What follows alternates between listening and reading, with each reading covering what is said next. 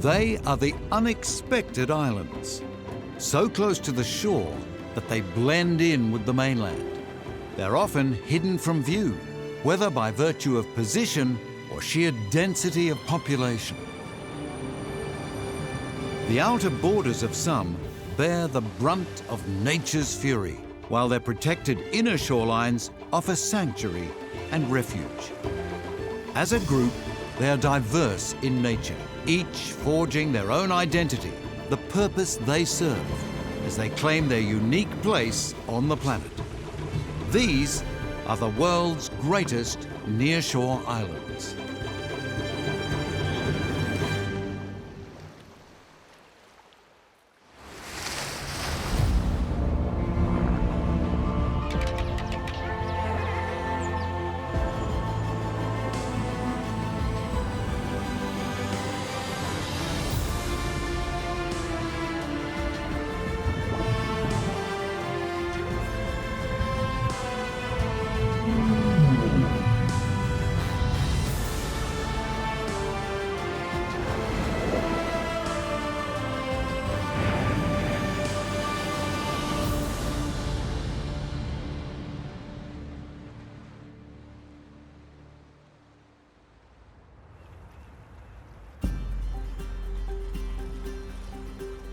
There's a city on an island astride two rivers, away from the coast and far more European than its North American address would suggest.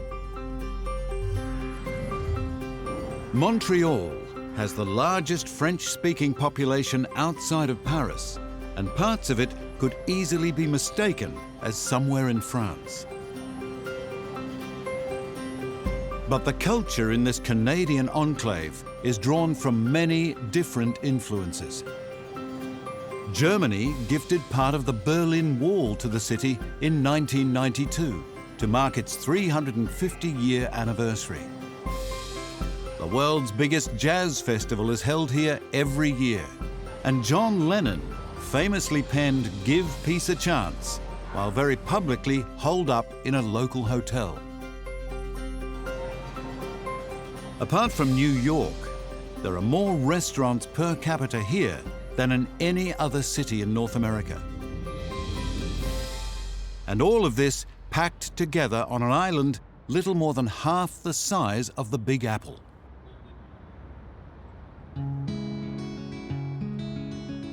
Named for its most dominant feature, the Mount Royal, the city sits on the juncture of St. Lawrence and Ottawa rivers, one of more than 200 islands in this inland archipelago. These powerful waterways were once an important passage from North America's Great Lakes to the Atlantic Ocean, and Montreal was perfectly positioned to profit from the passing trade. Fur was big business in the early days of the settlement, but the city was established for far more pious purposes. The French arrived here in the 16th century, intent on converting the First Nation inhabitants to Catholicism. As a sign of their dedication to the cause, the community was originally called Ville Marie, or the City of Mary.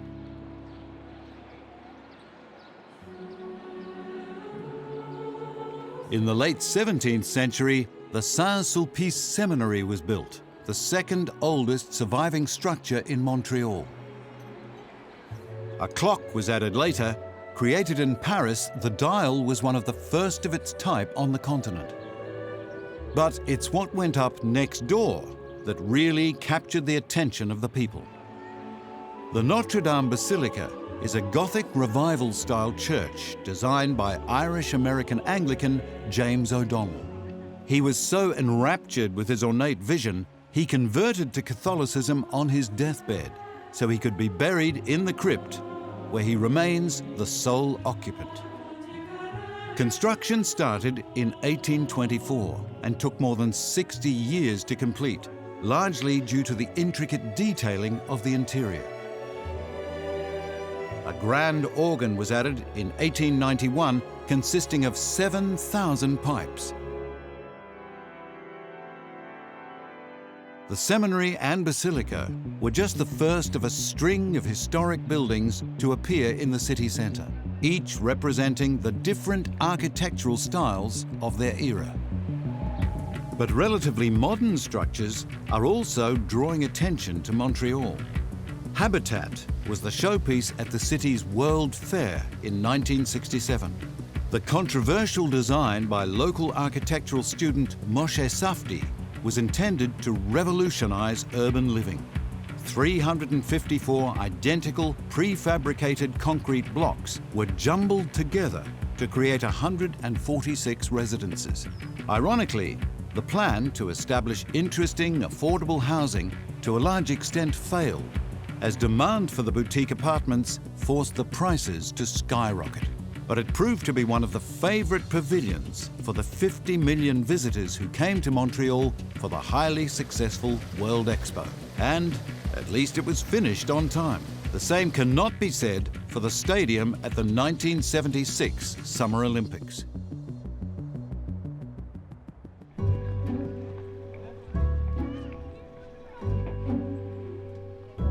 It was designed to have a retractable roof to allow its use in the harshest of Canadian conditions. The opening and closing mechanism would be controlled by cables on the adjoining 175-metre tower, the tallest incline structure in the world. But blowouts in budget kept delaying this engineering feat, so the Olympics were hosted in an unfinished stadium. It was another 11 years before the roof was completed. But even then, continual leaks and flaws in its operation eventually forced its replacement with a static design. Despite the setbacks, Montreal has been recognised by UNESCO for its innovative approach to its urban style. And that extends well beyond the architecture. The city that brought us Cirque du Soleil still inspires its people to acts of skill and daring, and to colourful celebrations on a massive scale. Every summer, the streets are transformed with the romantically named Le Projet de Boule Rose, loosely translated to the Pink Balls. 200,000 of them are strung up to create a carnival atmosphere during the often too brief respite from the long winter months. The island's watery surrounds add to the wind chill factor that sees temperatures average around -6 degrees Celsius in January. An estimated 500,000 people a day spend the coldest months of the year underground, closeted from the worst of the weather. The island has a series of subterranean passageways that are not only filled with shops and services, but connect major destinations in the downtown area. Their reach extends beyond the city limits via the metro. The train system runs through a tunnel under St. Lawrence River to carry commuters to the mainland. 9 bridges provide the same service above water. The transport system is so efficient, it's easy to forget that this is an island city. But Montreal has never let its river boundaries hold it back. Since its earliest days, it's capitalized on its prime position on the edge of what was once one of North America's most important waterways. Even today, with less reliance on boating traffic, it brings the world to its shores, effortlessly combining French chic with the daring and unexpected in an island settlement quite unlike any other.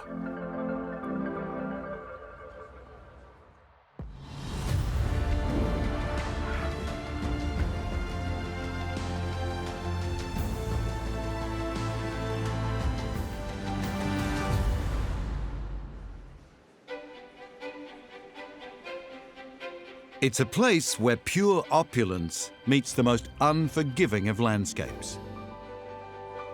A decadent oasis on the edge of the Arabian desert. The dunes are virtually on its doorstep. undulating hills of sand that stand in stark contrast to this man-made seaside metropolis. All that glitters may well be gold in Dubai. The largest and most populated city in the United Arab Emirates trades on excess and extravagance as its most marketable qualities. But it's all accomplished with a degree of flair and finesse. The discovery of oil in the 1960s led to a boom in construction as the population expanded to more than 3 million people. Today, as its fuel reserves dwindle, real estate has taken over as its most valuable resource. Amongst its artificial edifices, it can claim the world's tallest building. The Burj Khalifa reaches an imposing 830 meters skywards. With the benchmark set, the pressure to go bigger and better than anyone else has forced the city to look offshore to hold the world's attention. The first venture into land reclamation in the Persian Gulf was the lavish Burj Al Arab Hotel at the turn of the 21st century. It was built on an artificial island 280 meters off the beach, connected by a bridge to the mainland. Its eye-catching sail design won instant accolades, convincing the Sheikh-led government that this was the way forward.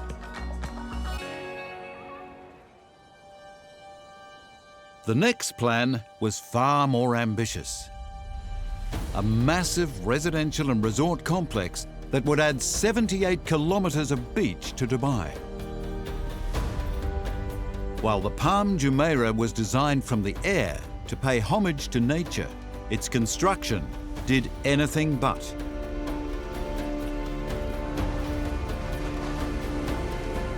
Under Sheikh Mohammed's orders, no concrete or steel was to be used. Instead, about 80 times the amount of rock and sand used to construct the Great Pyramid was moved to create the giant tree trunk, 16 fronds, and the crescent breakwater protecting the enclave. This man-made island is, without a doubt, a modern-day marvel of creative vision and architectural engineering. A triumph that captivated the world's imagination and won international acclaim. But its creation came at a steep price.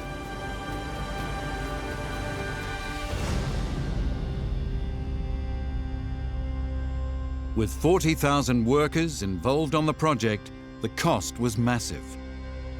But the toll on the local marine life and coastline was incalculable. Coral reefs and oyster beds were buried by the dredging and depositing of sediment. The now murky waters reduced sunlight to the seagrass along the shoreline, killing off a vital source of food for fish life. But the long-term impact on the beach was even greater. The artificial islands extended far enough out to disrupt natural currents, causing erosion further along the coast. Environmental concerns, however, were not enough to deter the designers. More clusters of islands were planned, including a project that would well and truly put Dubai on the map. 300 islets were created, loosely depicting the countries of the world. 60% were sold off within 5 years of conception, but only a handful have ever been built on.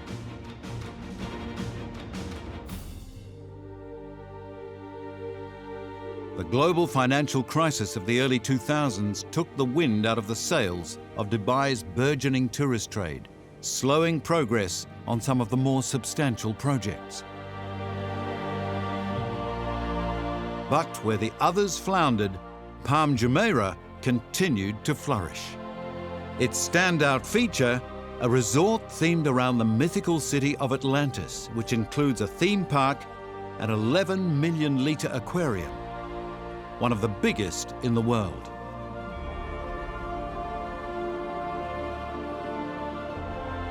Dubai doesn't do things by halves.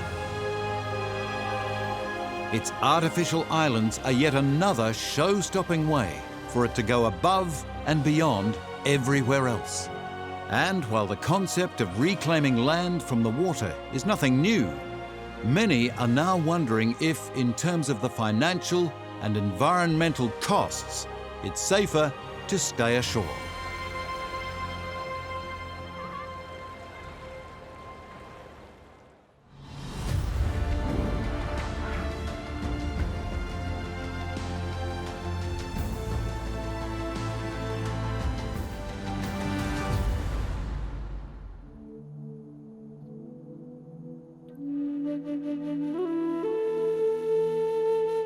Deep in the heart of the Andes, tucked away in the corner of a lake that legend says is closer to heaven than earth, is a cluster of communities that have created their own ephemeral floating islands.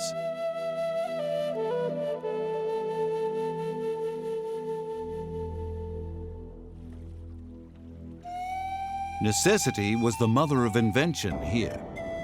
Centuries ago, an ethnic minority living in Peru felt threatened by the expanding Incan Empire, so they fled the land for the sanctuary of their isolated reed homes.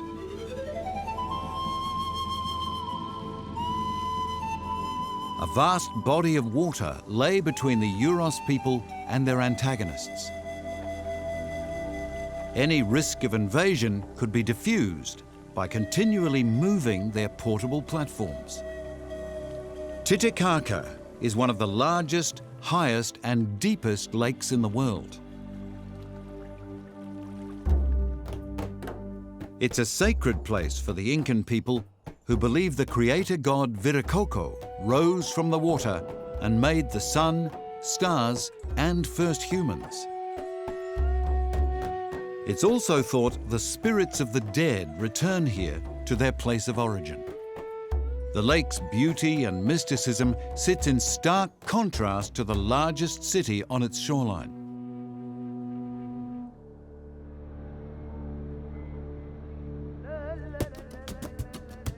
The port of Puno, near Peru's border with Bolivia, is packed with a population of 150,000, a settlement that held no welcome for the Yuros people. The ethnic minority was no match for the might of the Incas or the invading Spanish, so they sought refuge in the one place where there was no land to take from them.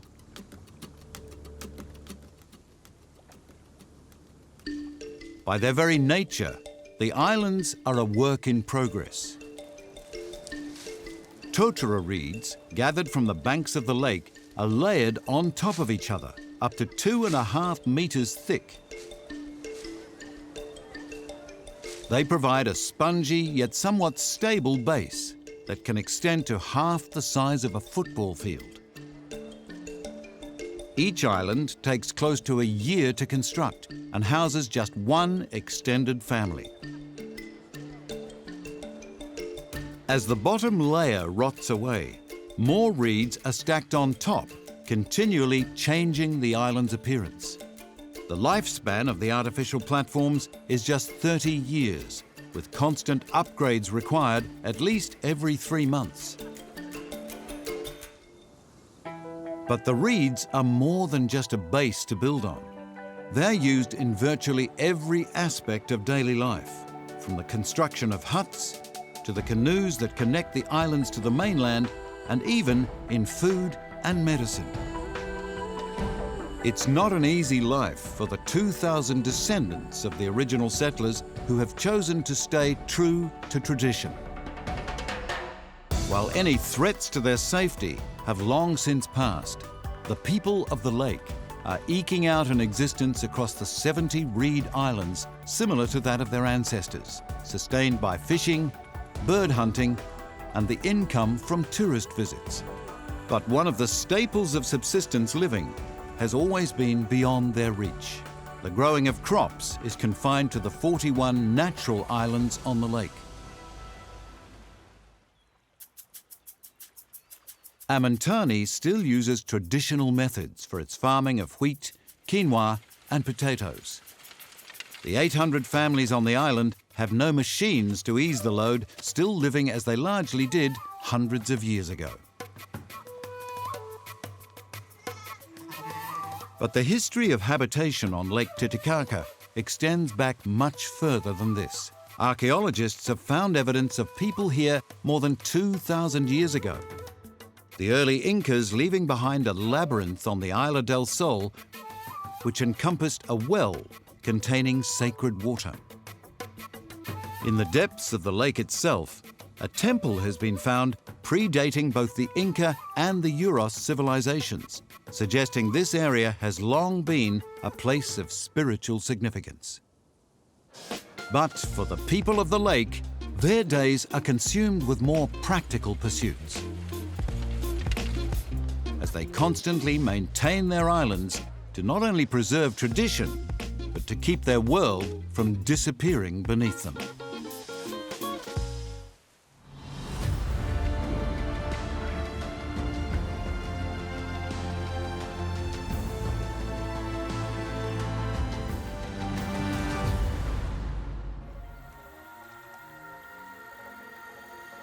There are not many places where the beach is both an airstrip and a designated road. But on this island, it's a case of taking advantage of its most plentiful resource. This is the world's largest sand island. Not that it's obvious from the air. A thick rainforest camouflages the true makeup of Australia's Fraser Island. A place so ecologically significant, it's been given World Heritage status. It's a freak of nature. Its volcanic bedrock sitting in just the right position to accumulate sediment drifting on ocean currents. 750,000 years of deposits have created an island more than double the size of Singapore. But it's what's within that makes it so special. The almost pure silica sand contains naturally occurring fungi which release nutrients, allowing plants to flourish in the forests. So much so that the timber here was once in high demand around the world. Because of its resistance to marine borers, Saturnae from the island was used to construct the Suez Canal and rebuild the London docks after World War II. But Fraser Island hasn't always been appreciated for its unusual qualities. When Captain Cook sailed by in 1770, he mistakenly mapped it as a peninsula, believing its nearshore position to be part of the mainland. An understandable error considering its southern tip sits little more than a kilometre off the Queensland coast. The passage in between is known as the Great Sandy Strait. Calm, protected waters that are popular with more than just human travellers. Humpback whales, making their annual migration along Australia's east coast, favour the inland route over the open seas. It's estimated 3,000 stop by every year on their way to and from the tropics, where they mate and calve. The still water makes it easy to keep track of these massive mammals, thanks to their instantly recognizable calling card. These circular patterns are known as footprints, as they're formed by the motion of the whale's tail. The humpbacks don't even need to break the surface to leave their mark. These sheltered waters are an anomaly along the Queensland coast. Most of the shore is exposed to swells that have been the undoing of many a mariner. The island takes its current name from a shipping mishap that occurred around 100 years ago. The sailing vessel Stirling Castle floundered on a reef to the north, forcing its 18 passengers and crew into lifeboats. Eliza Fraser, the wife of the captain, made it to the island and was one of the few to be rescued several weeks later. The Butchulla Aboriginal community cared for the survivors until help arrived. It's thought indigenous people first made the crossing to the island close to 5,000 years ago. They called it Kaguri, meaning paradise. And there was much to support that notion. Food was plentiful and fresh water in constant supply amongst the 100 lakes around the island.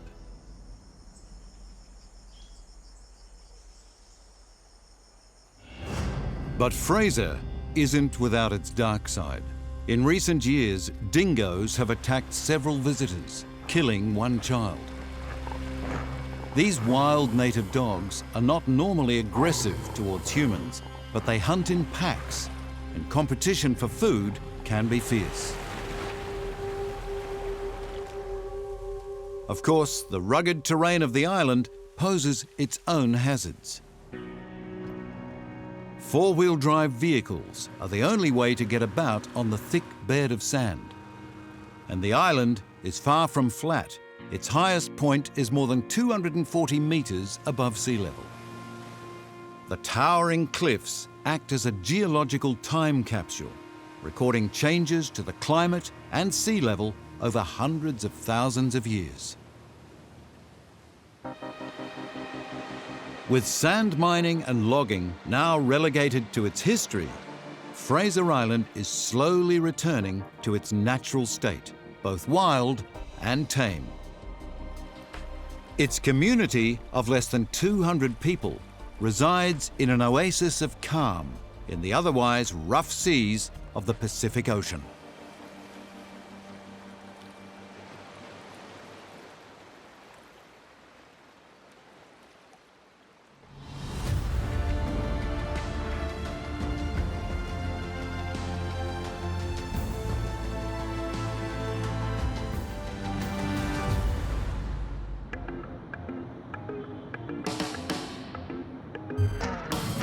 Downtown New York is one of the last places that springs to mind as having an island feel.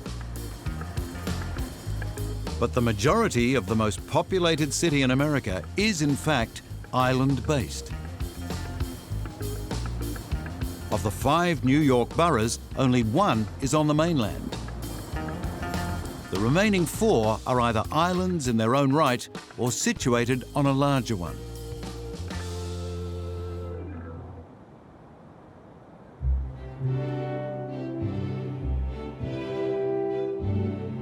New York Bay, collectively referring to the marine area where the Hudson River meets the Atlantic Ocean, is one of the world's biggest natural harbors.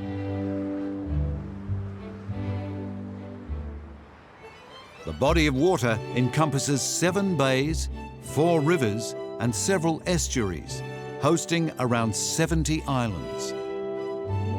The exact number is difficult to calculate. Some are little more than islets, reefs, and bars, which sometimes disappear with the tide. Only a fraction are natural. Many have been crafted through land reclamation to meet the needs of the growing population. The island's shape, size, names, and uses have varied greatly in the almost 400 years since New York was first colonized. When the Dutch set up a trading post here in the early 17th century, they could never have envisaged just how successful the region would become.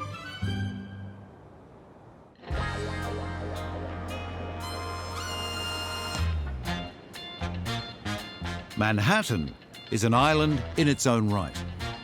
And although it's the smallest of New York's boroughs, it certainly punches well above its weight, because what it lacks in stature, it makes up for with reach. This Nearshore island is the undisputed heavyweight champion of world finance, home to Wall Street, the Dow Jones, and NASDAQ. Events that unfold here echo globally. Manhattan is also the base for many international businesses and the headquarters of the United Nations. It's a sensory overload of crowds, culture, and commercialism, crammed into the center of one of the world's most famous cities. The chaos is at least partially confined. Manhattan is separated from its neighbours by the Harlem, Hudson and East Rivers. But the subway, ferries and 16 bridges ensure it's never completely cut off. The most remarkable of the bridges is the Brooklyn.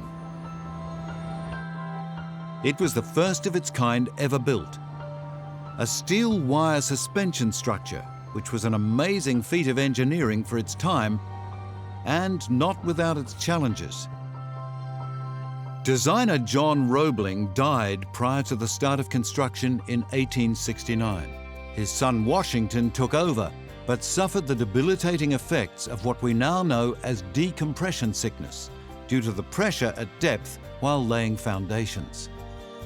It was left to his wife Emily to oversee the remainder of the 14-year project.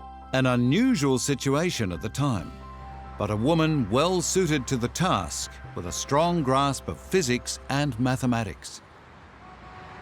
While the Brooklyn Bridge is one of the most impressive structures on New York Harbor, it's not the most famous. That honor goes to Lady Liberty, the larger-than-life copper statue gifted by France to the people of America to celebrate their centenary of independence in 1876. Bedloe Island was identified as the ideal location to display the monument. The remains of its star-shaped fort were to be converted to a pedestal for the symbol of freedom. She was finally unveiled in 1886 and has become America's most iconic landmark. But there was one group of people that coveted sighting Lady Liberty more than any other. Many arrivals at the nearby Ellis Island immigration facility had endured a less than favourable Atlantic crossing to reach New York and a new life. Between 1892 and 1954, more than 12 million people were processed on the island, a place that many perceived as the gateway to the New World. This long-term international focus has led to a rich cultural diversity in New York. It's estimated 800 languages are spoken here, and more than 3 million of its people were born overseas, the largest number of any city in the world.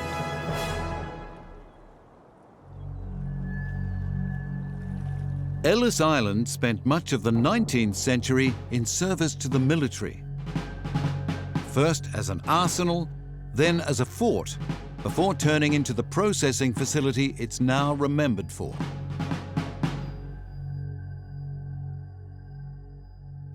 Ellis can only be accessed by boat, and most of New York's annual 24 million tourists see the island from one of the many ferries traversing the harbour. But Ellis isn't the bay's most popular destination. That honour goes to another of New York's island boroughs. Even though it has bridge connections to Brooklyn and New Jersey, Staten Island ferries carry up to 65,000 people a week. The borough has a strong seafaring history as the staging post for the British Navy's battle against the Patriots in the Revolutionary War. More than 140 English ships were stationed here in the late 18th century under the command of Lord Howe, and while they won several battles, they couldn't stem the tide of support for American independence. Half a century after the British retreat, more sailors invaded, but these were of a less hostile nature. A sea captain had left provision in his will for a home for aged, decrepit and worn-out seamen.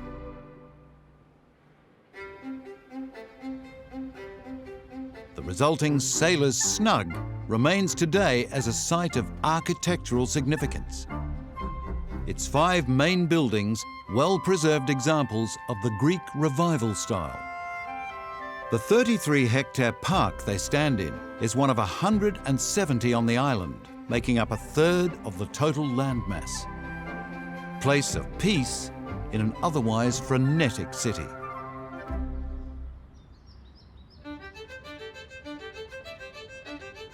It's the contrasts that make New York's islands so remarkable. from the crammed to the spacious, the historic to the inspiring. They've witnessed the ebb and flow of modern human development played out as the world watches and follows the lead of these most influential of nearshore islands.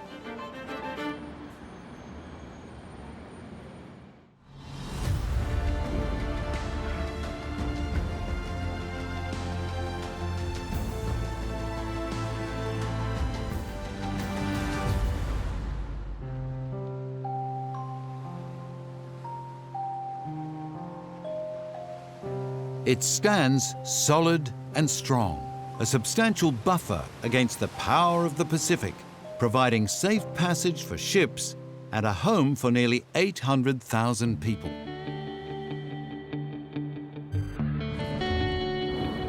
Vancouver Island lies opposite the city of the same name in Canada's British Columbia. It stretches 460 kilometres from tip to tail and covers more than 3 million hectares, making it the largest Pacific island east of New Zealand. But it's not just the landmass that's impressive. What it's created offshore is truly spectacular.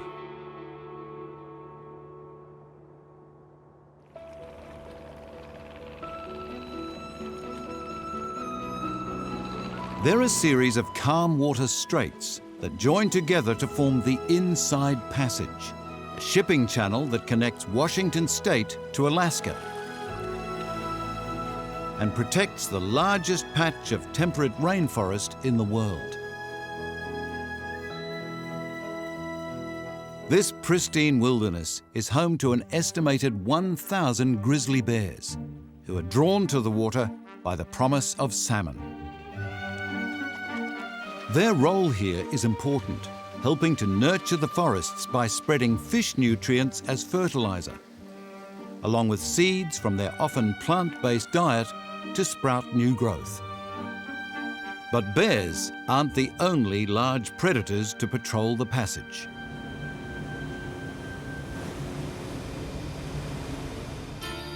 Orcas, or killer whales, are a common sight around the 6,000 nearshore islands in these sheltered waters. As they have done for thousands of years, local indigenous tribes believe these highly intelligent animals host the souls of past chiefs, cruising close to shore to keep an eye on their people. Unlike many species of marine animal, they're known to be family-oriented, often spending their entire life in the same small pod. While the males are generally larger, the group is typically formed around the dominant female, who's responsible for guiding them to food.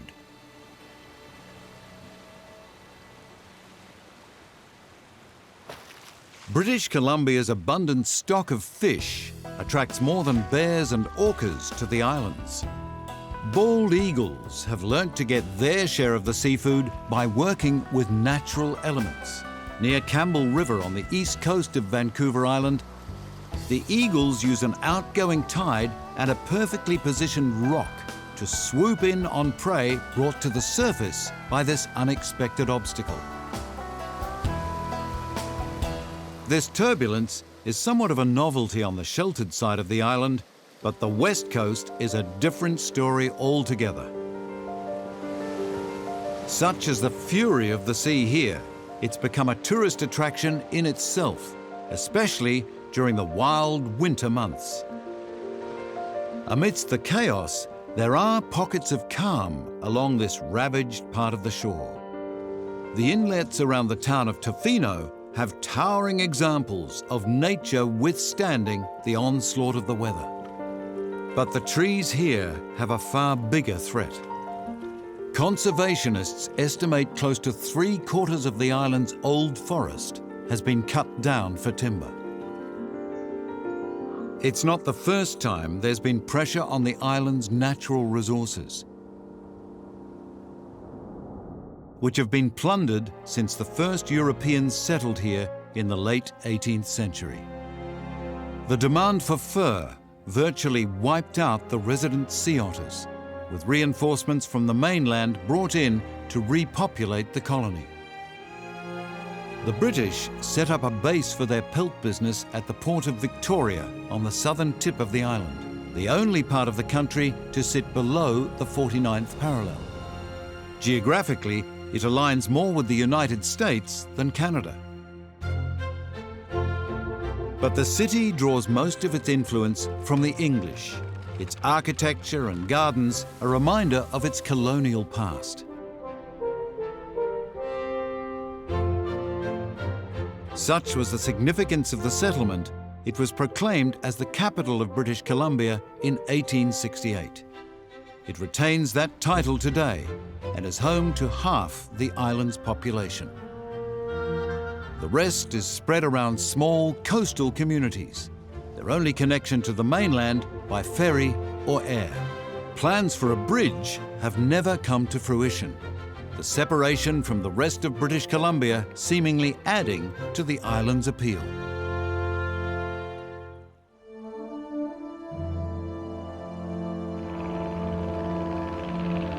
For the most part, the islands in Canada's portion of the Inside Passage have remained in their natural state. Protected from the worst of the weather, they're places of calm and a haven for all inhabitants.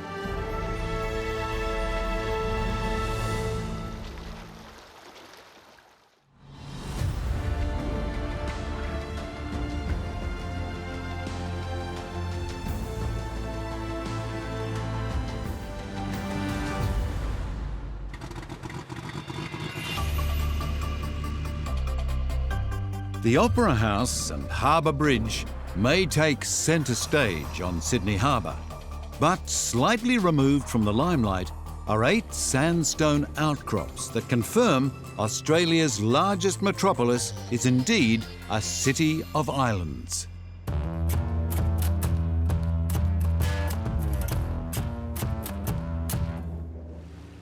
In a city where harbourfront real estate attracts multi-million-dollar price tags, the histories of these bayside enclaves have been far from glamorous, serving as everything from explosive stores to quarantine stations, jails to shipyards. Passed by a daily parade of boating traffic, these nearshore islands have only recently received the type of attention they deserve. As part of the Sydney Harbour National Park, none are residential, and only one allows overnight guests. But that hasn't always been the case. When the first fleet arrived from Great Britain in 1788, finding an inescapable place to house the prisoners became a priority. The most notorious were sent offshore to Norfolk Island, but it didn't take long for the isolated colony there to become overcrowded. The focus was instead turned to the largest island in the harbour, named for its most colourful inhabitant, the Cockatoo. What was once a favoured fishing spot for local Aboriginal communities was claimed by the penal colony as prisoners were forced to build their own jail cells, along with barracks for the guards. According to historical accounts, despite the stunning outlook, it was far from a pleasant environment, with convicts crammed into buildings where the smell was reportedly overpowering. But even with their lodgings complete, their toils were far from over. In the mid-1800s, they were instructed to begin work on a dockyard for the Royal Navy. It would operate for close to 150 years, becoming a major building and repair facility for British ships. Demand was at its greatest following the fall of Singapore to the Japanese in the Second World War. Cockatoo Island took over as the Empire's major conversion and restoration centre in the Pacific War, servicing more than 250 ships to meet the ever-increasing need for naval capability. Once hostilities ended, many watercraft conscripted for military use had to be decommissioned to return to civilian duties.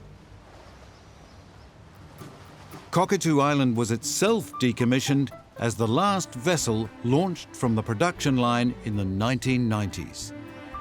The land was given UNESCO World Heritage status and a long overdue makeover, eventually opening to the public in 2007.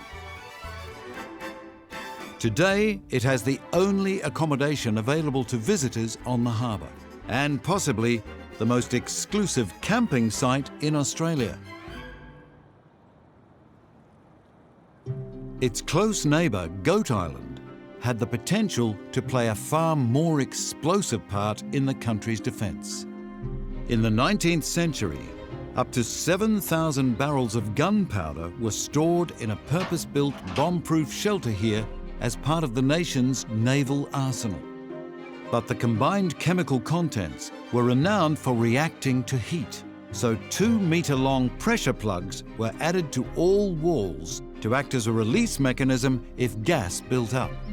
Despite the somewhat volatile nature of its cache, the island also hosted the headquarters for Sydney's Water Police. The vantage point was worth risking life and limb for, as it allowed them to keep a close eye on the comings and goings on the busy harbour. But even the most ideal location wasn't any guarantee of protecting the city's sprawling waterway. Fort Denison was perfectly positioned off the main settlement at Sydney Cove when it was constructed in 1857.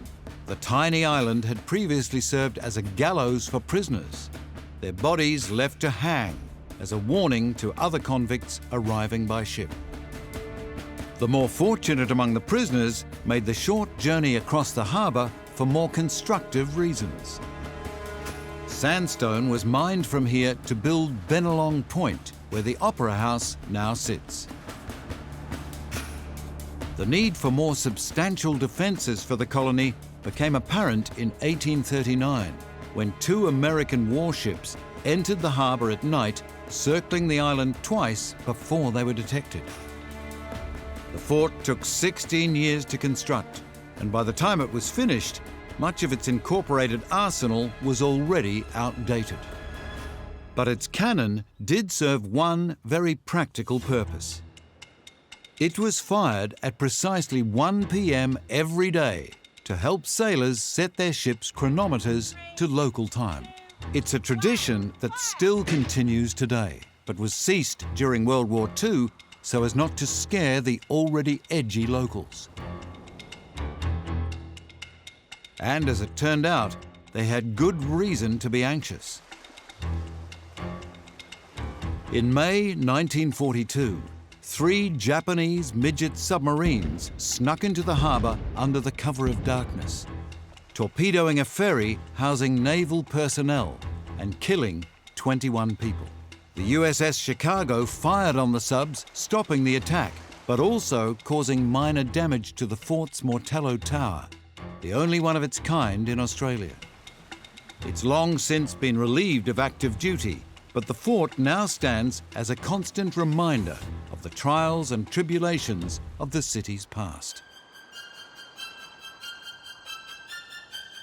The Harbour Islands will most likely remain a support act to the stars of Sydney's waterside.